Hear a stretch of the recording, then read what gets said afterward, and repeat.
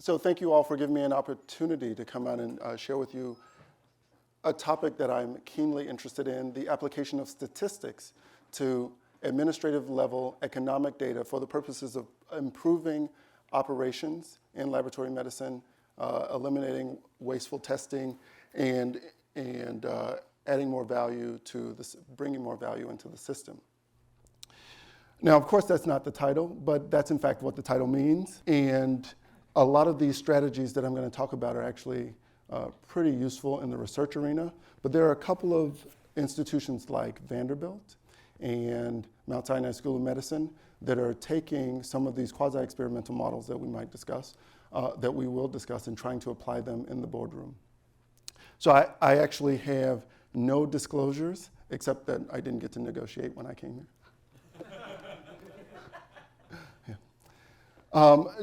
So I have prepared for you a couple of learning objectives. We're going to identify, describe, compare and contrast, understand, and identify again. That's identify the role of pathology in national efforts to improve patient health and deliver improved value. We're going to describe available quasi-experimental models for conducting value improvement in econometrics research in laboratory medicine. It's a big topic. We're going to compare and contrast quasi-experimental models with traditional observational studies. We're going to understand the requirements for employing econometrics tools in efforts to improve laboratory medicine. And then we're going to identify opportunities to improve the value of pathology and lab medicine services. Just by way of outline, I'm going to give you a little bit of motivation for my interest in looking at healthcare costs in general and laboratory medicine costs in particular. From there, I'll take a deep dive into some quasi-experimental models that I learned about in my quality improvement fellowship. And then we're going to talk about some conventional observational studies and and I'll give you an example of one conventional observational study from clinical medicine where the outcome was different from what everyone expected. Then I'll go into the difference in different studies, a basic econometric tool that can be used to reconcile some of the issues with conventional observational studies. Finally, I will apply that difference in difference model in transfusion medicine in the evaluation of the attainment of an FDA permit to open a hereditary hemochromatosis blood donor program. And then I'll end with some closing remarks about how this might be applied practically in laboratory administration and lab medicine. So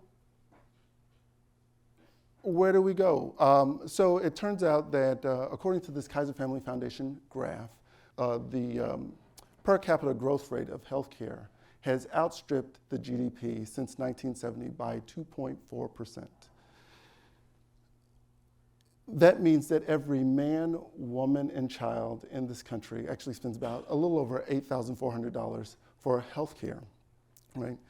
Now, in our economy, there are some sectors that actually grow at a much higher rate than this, right?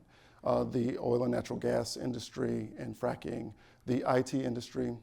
This is not necessarily something you expect from a mature part of the industry like healthcare.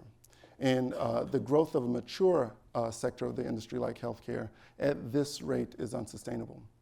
Now, one of the things that we know is that pathology accounts for about 3 to 5% of the cost, and it yields more than 50% of the clinical information from which clinical decisions are made. And so that gives us in pathology an opportunity to get our costs under control, have that ripple effect flow out into the rest of the healthcare community and help them get their costs under control. And so what I challenge us to do is to take up this neat opportunity for the tail to wag the dog. So the current state of healthcare is recognized as unsustainable, and several years ago, a piece of legislation was introduced in order to bend the proverbial cost curve.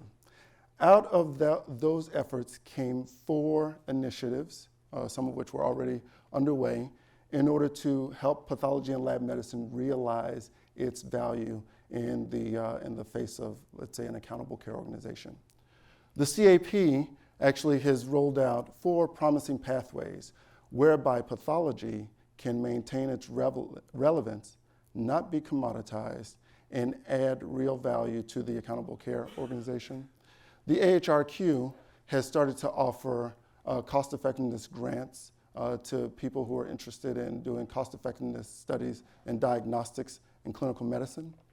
Dartmouth-Hitchcock, the public health arm of Dartmouth-Hitchcock Medical Center, has actually signed contracts with a number of institutions that are low-cost, high-value providers across the nation in order to share cost information about caring for specific patient populations so that they might facilitate the diffusion of best practices and the elimination of unnecessary costs from the healthcare environment.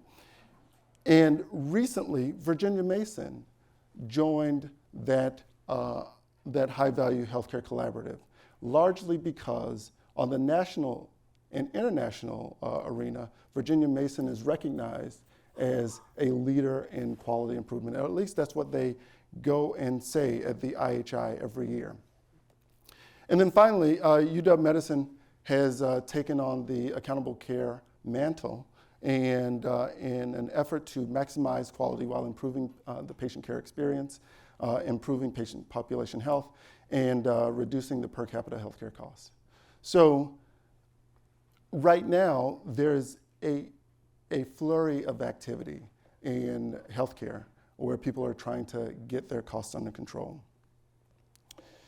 Now, how is it that we can take advantage of all of this excitement around getting more value out of our healthcare spend?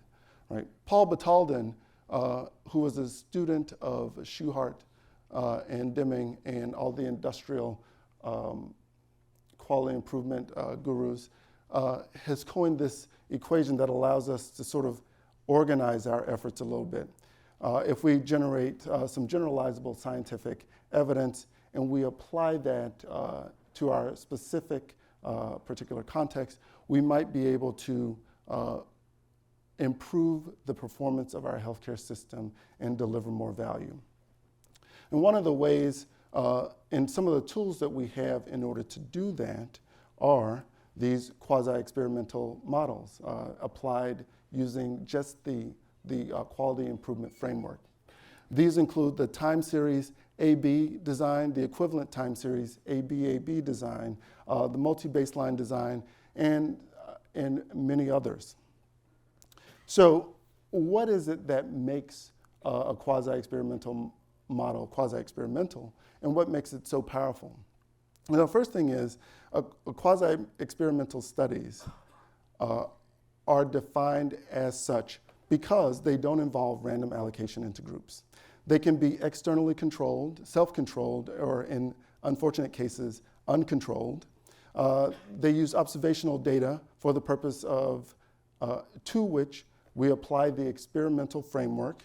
And the goal in every case, as with all studies, is to demonstrate causality, despite the limitations of the study.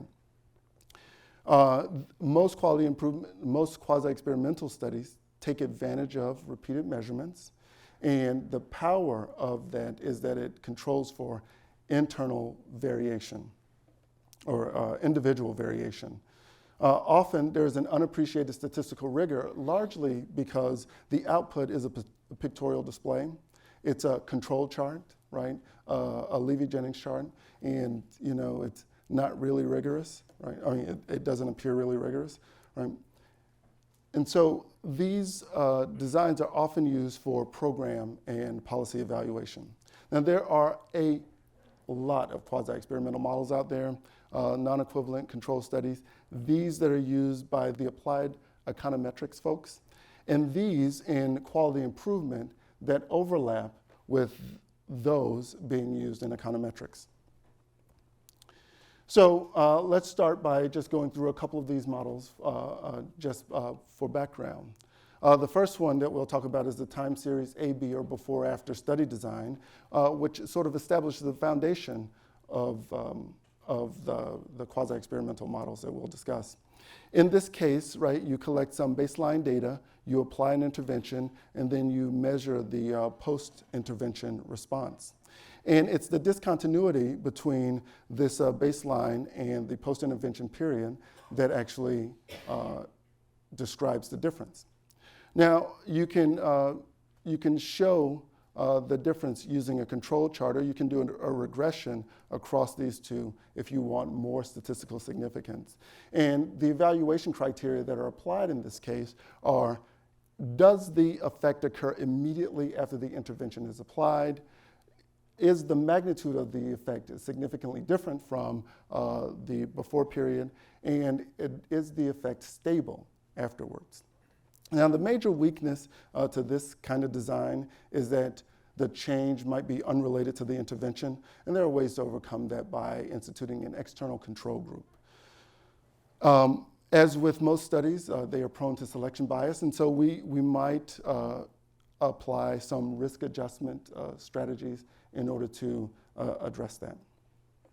Now, an improvement on the AB, the before-after design, is in fact this equivalent time series, AB-AB, or on-off model, right? In this case, what happens is you have a baseline period, an intervention is applied, and you measure the results in the intervention period. You take that intervention away, measure some results, and apply the intervention again and measure the results once more. The goal here is actually to see that the system replicates, right? To really draw an association between the intervention and the effect on the system. Now, there are some problems, as you might imagine, that can be ferreted out if you see the absence of replication. And reasons replication might not occur are that there are extraneous individual or environmental factors that are at play, that there are short-term carryover effects, or that there are long-term permanent system changes that prevent the restoration of the baseline.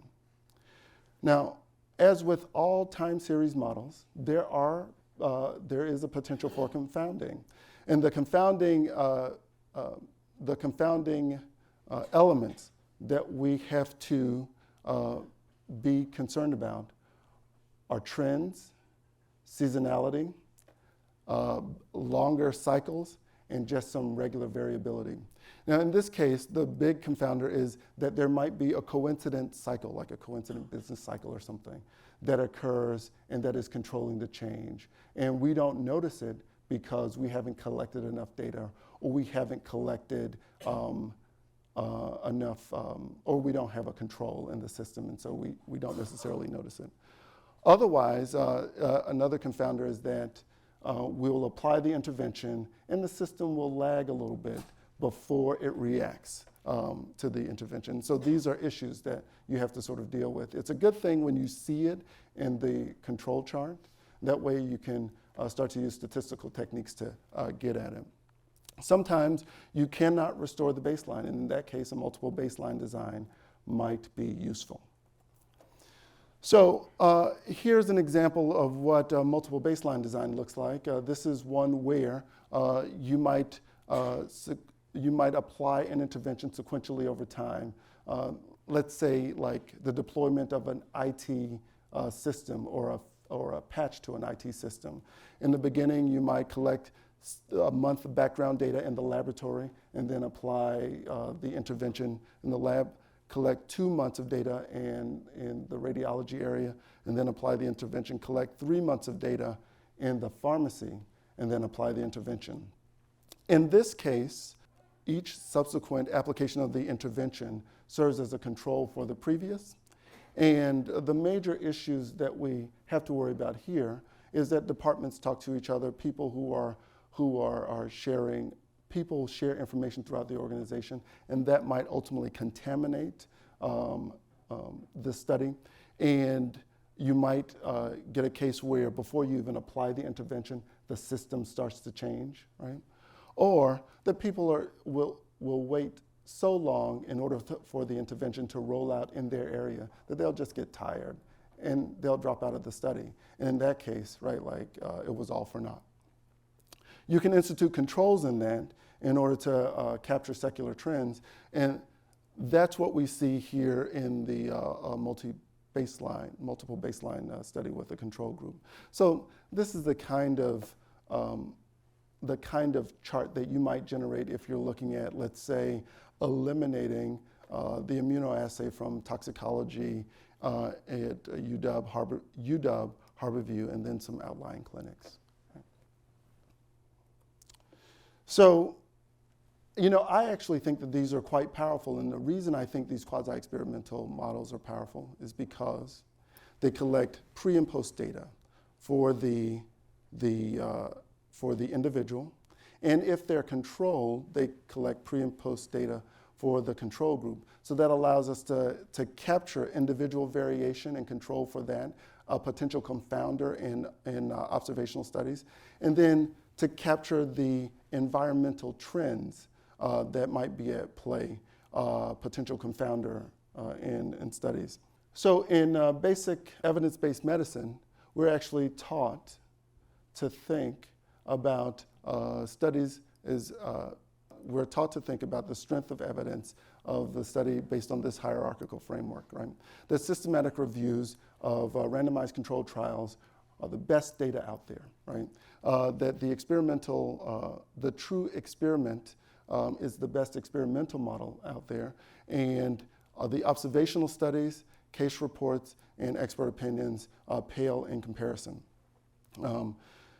We learn a number of threats to the internal validity of the study, right? Chance, bias, and confounding are the big three that we worry about. In truth, there are others.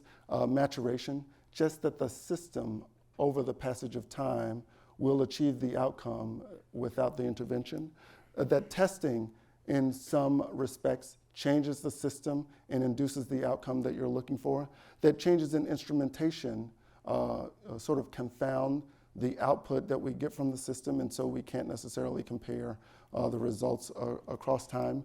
That we have selected on a group because it's in fact, because it has a special characteristic, and over time that group regresses to the mean, and that there might be some respondent dropout. And we've developed a number of ways to deal with that in observational studies. But I can tell you, they are sometimes still not effective, and we can still get the wrong answer. Nowhere is that more clear than in the case of estrogen in coronary heart disease. Now we have about a 60-plus year love affair with estrogens, right? In the 1960s, we had at that time about 10 years of clinical, epidemiologic, case report, case series, and animal experimental evidence that showed estrogens to be effective at preventing coronary heart disease, right? Some of the epidemiologic evidence was that men less than 50 were 20 times more likely than women to have a heart attack, right? And that in the postmenopausal period, there was some equalization, right? Women seemed to catch up. Mechanistically, the cholesterol-lowering effects of estrogen were noticed really early on when in studies where women started taking estrogens, their cholesterol lowered, and women didn't experience as many heart attacks. Men were treated with estrogens for prostate cancer, right? Their cholesterol dropped. The serum lipid levels were collected in women over the perimenopausal and into the postmenopausal period. And in those cases, cholesterol dropped. Urine estrogens from myocardial infarction case control studies showed urine estrogens to be higher in cases than in controls. And then finally, oophorectomized women who were treated with estrogens actually had a lower rate of EKG abnormalities than untreated control women. And so there's a lot of biological plausibility for why estrogens might be used. And in fact, after that, in the 1970s, 121,000 nurses were enrolled in the nurses' health study, in order to assess the impact of estrogen on a number of issues, and at least as it relates to coronary heart disease, women who took estrogens were shown in not just this, but many observational studies to have had a protective effect, to have experienced reduced risk of coronary heart disease just because they took estrogens. Now, actually, when the randomized controlled trials were performed, a big difference was noticed, not so much in breast cancer, colorectal cancer, hip fractures, and stroke, but it was shown that at least as it relates to coronary heart disease, women who took estrogen were at greater risk of experiencing a heart attack, a coronary event, than women who didn't, as was said in the observational studies. So the randomized controlled trial gave discrepant data from the observational studies. And a lot of ink was actually spilled to try to figure out why is it that this happened, right? Like people thought that there were methodologic differences, like healthy user bias or compliance bias or incomplete capture of early clinical events that might be driving this disparate result. Others thought that biologic differences, like maybe they were given a different hormonal regimen, or maybe the patients were somehow different from the way they were maybe there were unobserved confounders in the women that obscured the results. And so there was a lot of interest in trying to figure out what was going on. I want to propose that one of the things that happened was that they did the wrong kind of study. They just did the wrong kind of study. Now, what we're taught to think is that systematic reviews, randomized controlled trials, these experimental studies, and then these non-experimental studies are the options that are out there. But I'll say that what we ought to do is place the quasi-experimental studies in between the non-experimental and the experimental studies, because it'll give us the ability to get at some of the discrepancies. Right? Some of the advantages of doing this is that these quasi-experimental studies actually capture unobserved variables, both in the individual and in the community, and they use observational data that's already collected for the cohort studies. So with just a little additional analysis, you could actually get a much better answer with a quasi-experimental study, right? The only problem is sometimes it actually relies on people changing their behavior and the occurrence of something called a natural experiment, right? Which ultimately isn't subject to randomization as an experimental study is, and that's why it's not an experimental study, but and could potentially confound it.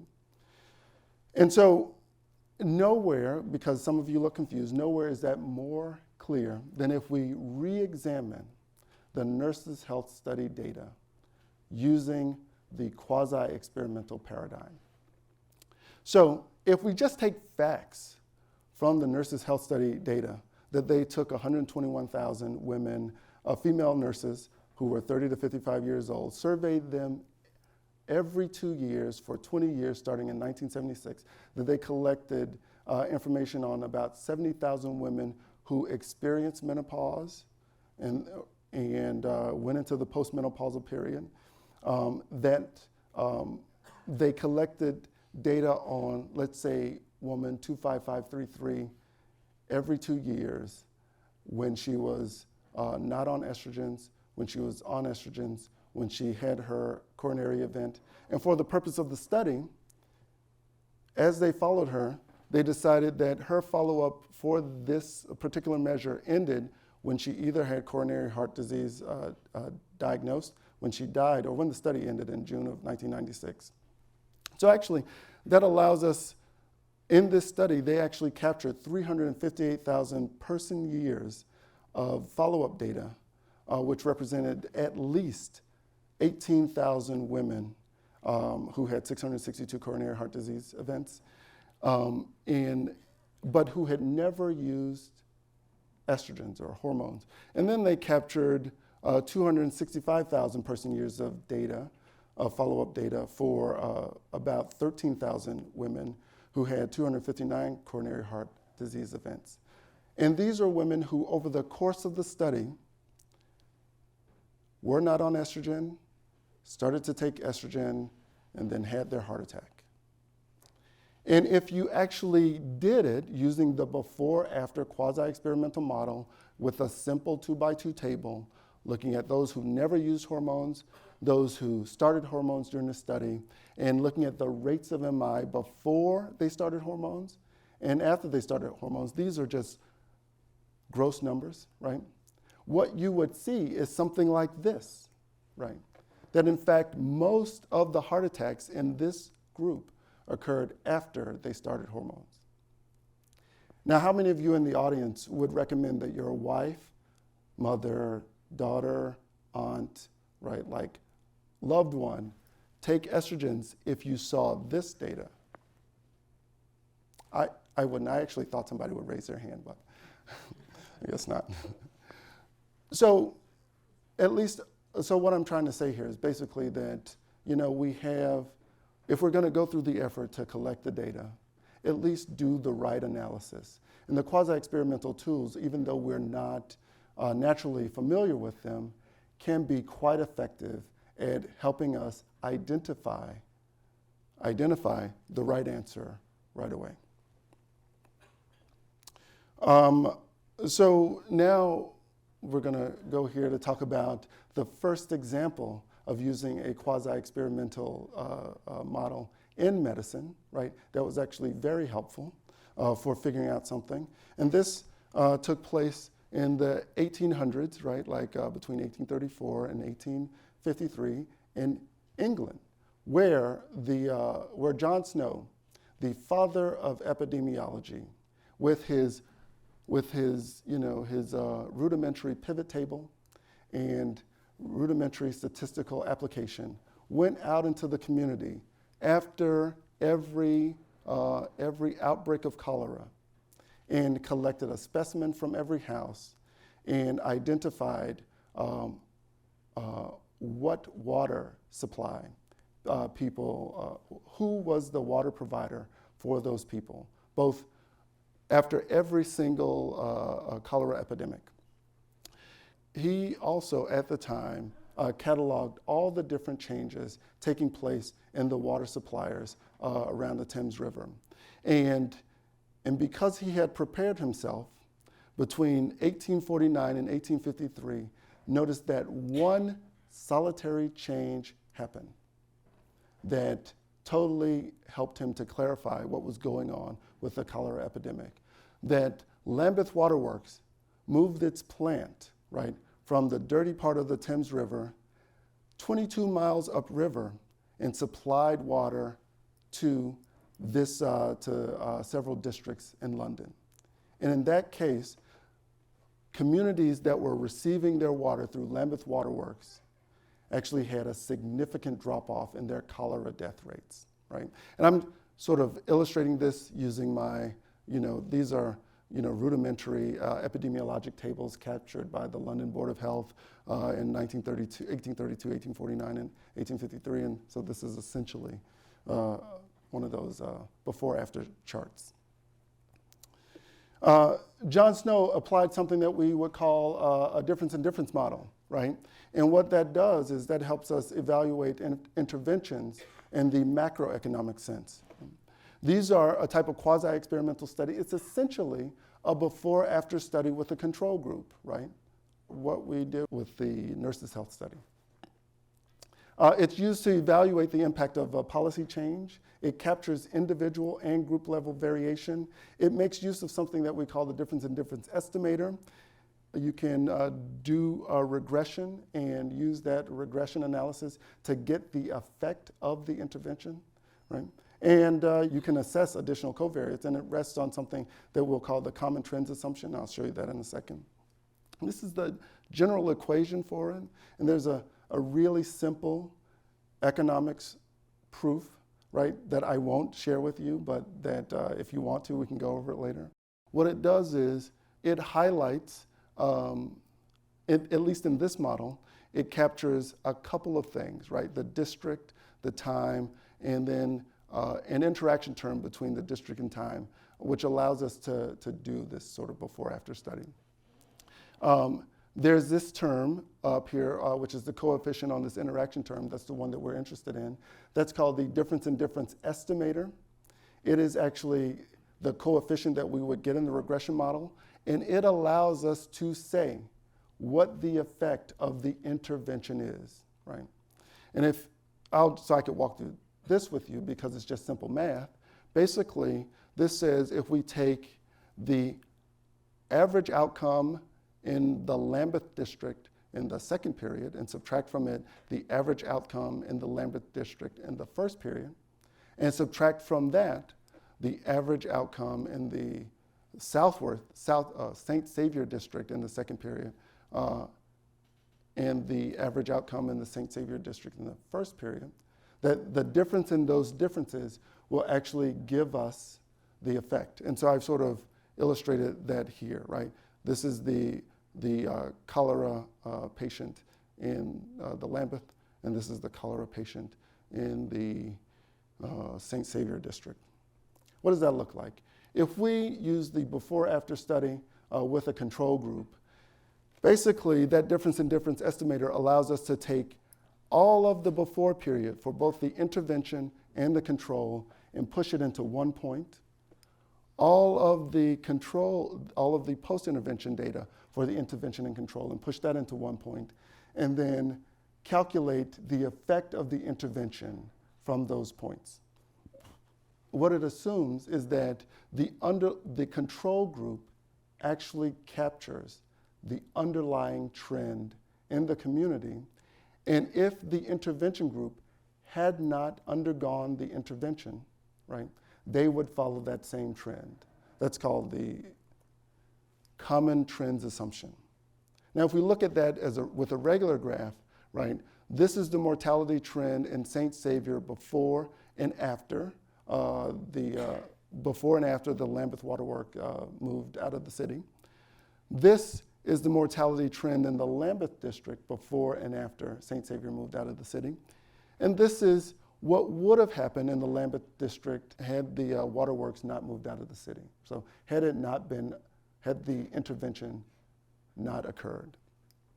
And you can see how if you subtract what actually occurred from this counterfactual argument, that you can get a real good estimate of the treatment effect, at least as it relates to average cholera deaths that John Snow saw in London, right?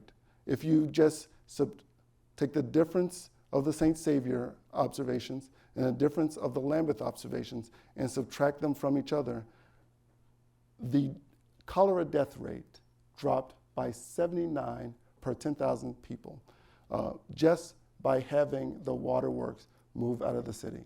And because of that, a strong link was shown between cholera deaths and this dirty part of the Thames. And the regulators at that time actually encouraged all of the waterworks to move out of that city and move out of the dirty part of the Thames. And that actually got the cholera epidemic under control. Right? John Snow, right, like John Hess, he used a really sophisticated but really simple to calculate difference in difference model to assess an intervention and showed something that was really important for his day. So what are the requirements that we need in order to do this, right? If we're going to do just a regular economic analysis, we need a lot of information. We need some assay performance information, some cost data, some epidemiology data. We need a lot of things. But if we're going to do an econometric study, a difference in difference kind of study, right, the minimum essential elements that we'll need are some time series data, right? There are 4 types that we could get. The best type is panel data. That is, individually identified data over time, the same kind of data that we have in our medical record, the same kind of data that we collect on our departments every year in the budgets, right? The same kind of data, just sort of individualized, collected over time. We could use pooled cross-sectional data, but that has less power in order to look at the effect on the individual. And then we could use cross-sectional or time series data. The other thing we have to do is be ready to embrace statistics and a little bit of modeling, but as you can see, it's not that difficult, right? Even though it came out a little garbled. Then we just have to be ready to conduct more robust studies, right? These studies, in this case, will apply the experimental framework, right? Like hypothesis-driven, statistically rigorous. They are good because they'll help us facilitate inference. They can produce generalizable knowledge and address a lot of issues as it relates to confounding, and we can capitalize on existing skills and resources that we have in our system.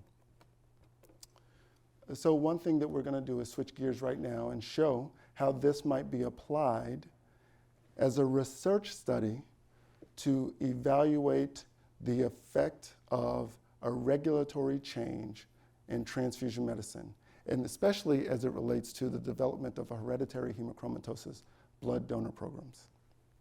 This was actually what my MPH, not his MPH thesis was on. So, it's a hereditary hemochromatosis blood donor program. It's one example of how to use econometrics to measure value in patient-based laboratory medicine service.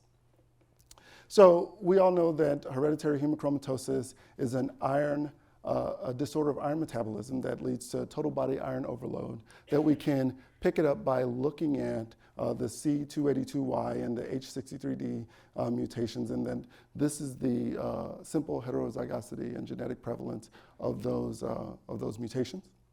That it causes iron deposition in vital organs that lead to the dysfunction of those organs.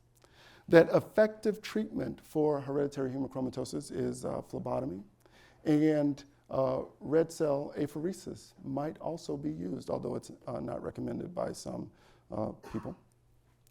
And to date, there are about 108 recognized hereditary hemochromatosis blood donor programs out there across the nation, right? One reason we want to focus on this example is because blood from hereditary hemochromatosis patients is safe for donation. There used to be some belief that if you eliminated the cost of getting therapeutic phlebotomy services, that you might induce people with hereditary hemochromatosis to come in and donate blood, and that might introduce some impurities into our blood supply, right? We know from the past that if you pay people to donate blood, people will engage in risky things. They'll come in and donate blood, and the blood supply will be contaminated because of that. And so the ethicists were concerned that this same principle might be at play with hereditary hemochromatosis patients, right? They get the service for free, they engage in risky events, they go out and get the treatment, and the blood supply gets contaminated.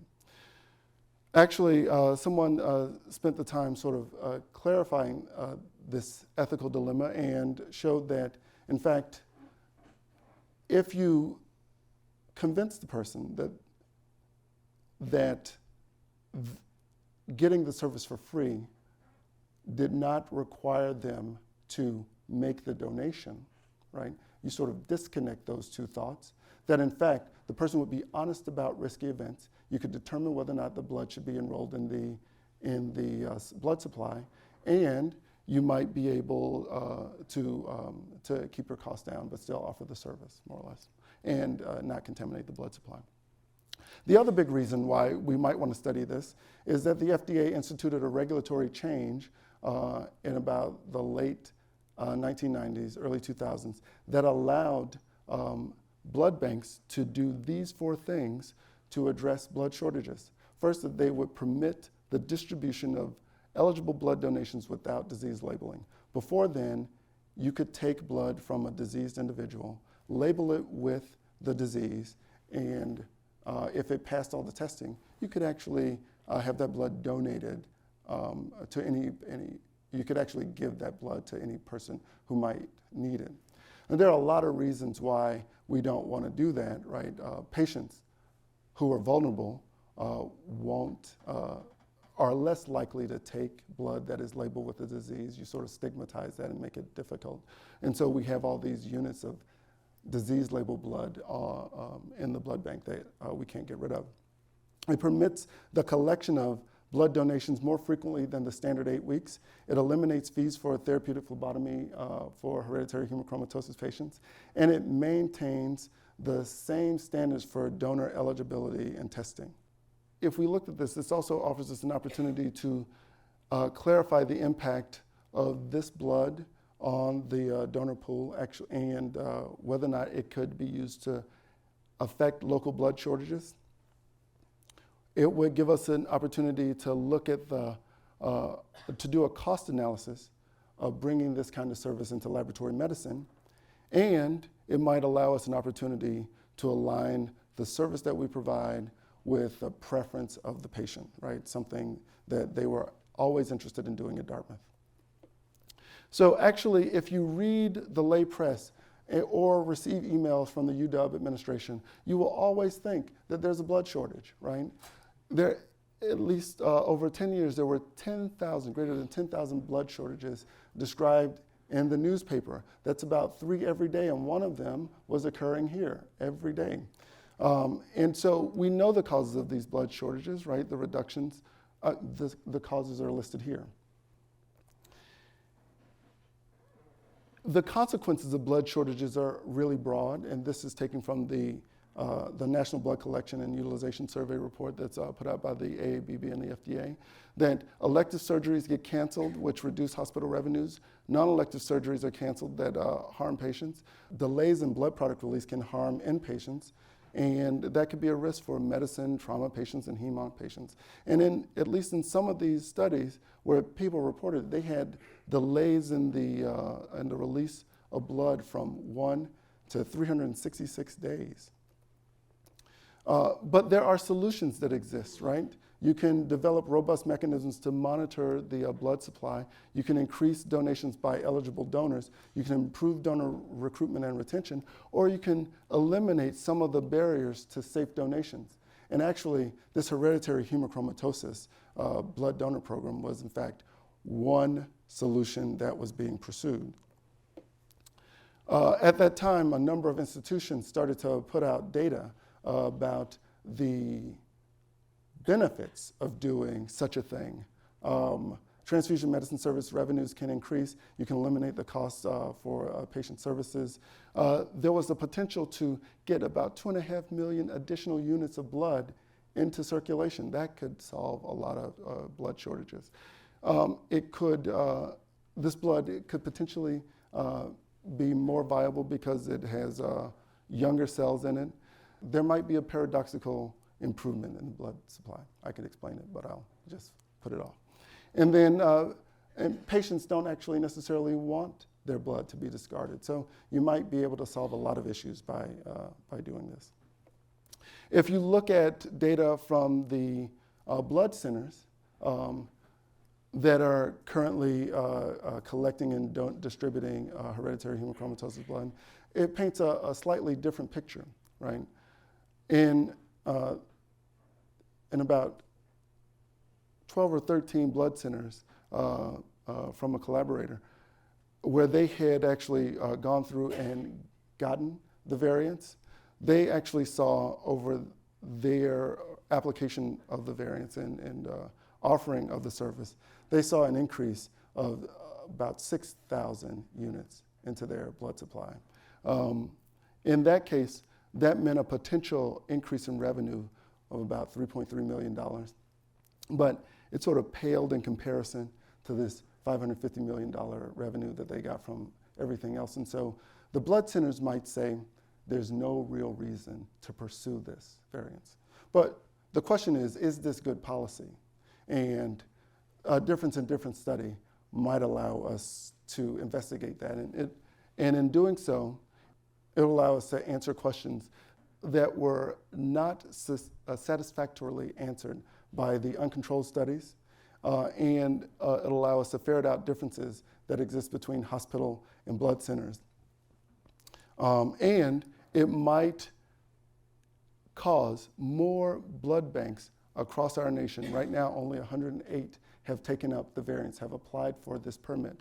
It might encourage more hospitals to apply for this ability to donate this blood, right? And that would make for good policy. It would satisfy hereditary hemochromatosis patients who think that phlebotomy is worthwhile, but who are concerned about the impact of phlebotomy on their daily life and who wish that there were something better that could be done. And it would allow for the investigation of the role of therapeutic apheresis in the treatment of hereditary hemochromatosis.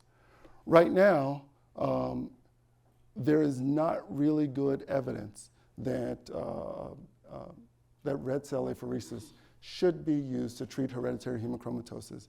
And the observational studies are small, can't be combined, but show something a little bit different. There are small randomized controlled trials that favor the use of erythrocytophoresis over phlebotomy for treating hereditary hemochromatosis patients. And so this might be something that would address that patient discontent. And if you look out in the community, there are actually a number of blood banks and blood centers that are currently doing it. So it could answer actually this question if you did that kind of study. So what we were hoping was that we might use a difference in difference model or a triple difference in differences model to study to identify the net benefits of getting the FDA variance. So this was the study that we proposed. The hypothesis was that getting the FDA variance or acquiring the FDA variance would result in greater annual net benefits for hereditary hemochromatosis blood donor programs. And we would just need to collect 10 years of budgetary information in one setting from the institutions that had already applied for the variance. So it's a complicated study to try to do as a fellow. We had a number of goals in our study that are described in the specific aims, and much like the double difference study, this triple difference study has the same underpinnings, and if we popped it into a regression, we could actually get out of here the triple difference estimator that would allow us to assess the impact of offering the service to hereditary hemochromatosis patients in a variance-containing hospital relative to offering the service to non-hereditary hemochromatosis patients who need phlebotomy in that same hospital, compared to hereditary hemochromatosis patients who get the service in a non-variance-containing hospital, in comparison to those who get, in comparison to non-HH patients who get their care in a non-variance-containing hospital. And so in this way, this triple differences study will allow us to capture the impact of getting the variance on the patients who would be affected by the variance, controlled for patients who would not be affected by the variance, controlled for any kind of environmental trends because the hospital that went and applied for the variance is somehow different from other hospitals in the community, right? This actually turns out to be the right kind of study to do this kind of analysis. And one of the reasons, one of the ways that we sort of anticipated identifying control hospitals was by using the publicly available database from the FDA that describes the complexity of hospital blood donor services, which is a surrogate for how much it would cost, or for the operational cost of that service. So that was a pretty deep dive into an application of the difference in differences model, a quasi-experimental study in transfusion medicine from a non-transfusionist. All right. So what I've tried to tell you over this time is that we need to get our healthcare costs under control, right? There's a lot of excitement about doing it, and quasi-experimental studies, maybe not this one, but others, are very effective at helping us do that. There are some problems with observational studies. That's if we want to apply the basic tools of statistics in this arena, because they do it in other parts of the business industry, right?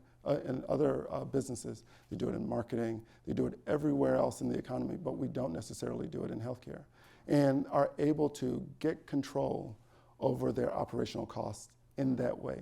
This is sort of a top-down approach as opposed to the bottom-up approach of cost accounting, looking at almost everything in your system, developing cost models, right? This way, you can identify cost drivers relatively easy using administrative data. And that would allow you to identify operational improvements in the impact of interventions on your organization, right? I've shown you that the difference in difference study can make a big difference in healthcare, especially as it did in the cholera epidemic, that you might be able to apply this in transfusion medicine. And then I'll leave you with a single slide of closing remarks about other places where they are in fact doing this, because that's where the proof will be. So remember, the CAP had rolled out this high-value pathology initiative, and they had rolled out 4 promising pathways. Actually, Mike LaPosada came here several years ago and gave a talk about DMTs, diagnostic management teams. And he said, you know what we did? We went over to the Owen Business School, and we enlisted one of their statisticians to look at the services we were providing. And what they brought us was a before-after study, right? Not with a control group, but just a before-after study to allow us to assess the impact of changing our service on our bottom line, right? So I can tell you that this is quite practical, even if this is not. And I'll leave it at that.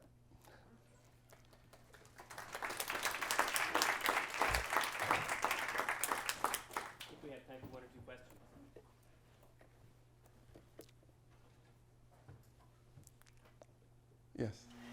Thank you for this great presentation. It's exciting to see statistics here. I wondered if you had heard the terminology stepped wedge randomized clinical trial. So our resident statistician was wondering if I had heard the term stepped wedge randomized clinical trial. I have not heard the term, but just deconstructing it, it's probably a stepped randomized controlled trial that has multiple levels of stratification in it.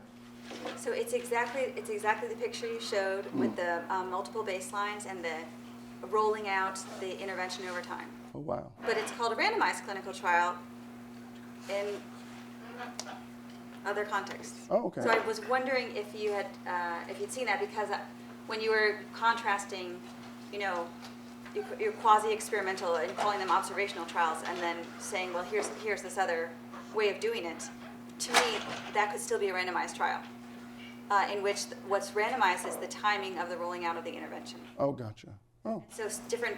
You have sites 1, 2, and 3. You could have sites 1, 2, and 3 who don't know when they're getting the intervention. Mm-hmm. Now, one of the things. You've got yourself a randomized clinical. Right. So yes, that sounds like a very good way to do randomization. I wonder if in those cases, when the unit of observation isn't going to be adversely impacted by the randomization when we're thinking about people and the people would be impacted by denying them a specific treatment or randomizing them randomizing them not to get a specific treatment. We wouldn't want to do randomization in that case, right? So that kind of trial sounds like it would be quite important when the unit of observation, right, the thing that we're looking at, is not going to be adversely affected by the randomization, by being in one group or the other. Yeah. Other questions? Dr. Warner. Thinking about other examples of this, and I don't understand the model very well, but I'm interested, among other things, in trying to diminish our send-out, bottom line, and I'm wondering whether the incorporation of Oncoplex, for example, within our own department, and then eliminating the send-outs for other genetic tests, is that another example? And would that be, for example, a publishable example of a quasi-experimental model? I would say that is indeed another example, largely because there's a specific intervention. You have in your LIS some before data, you have in your also some after data, and then you have associated budgetary data that you've collected over that same time period. So that is indeed the kind of assessment, the kind of study that that this would fit. She said, repeat the question. So the question was, it's the first time, right? So the question was, would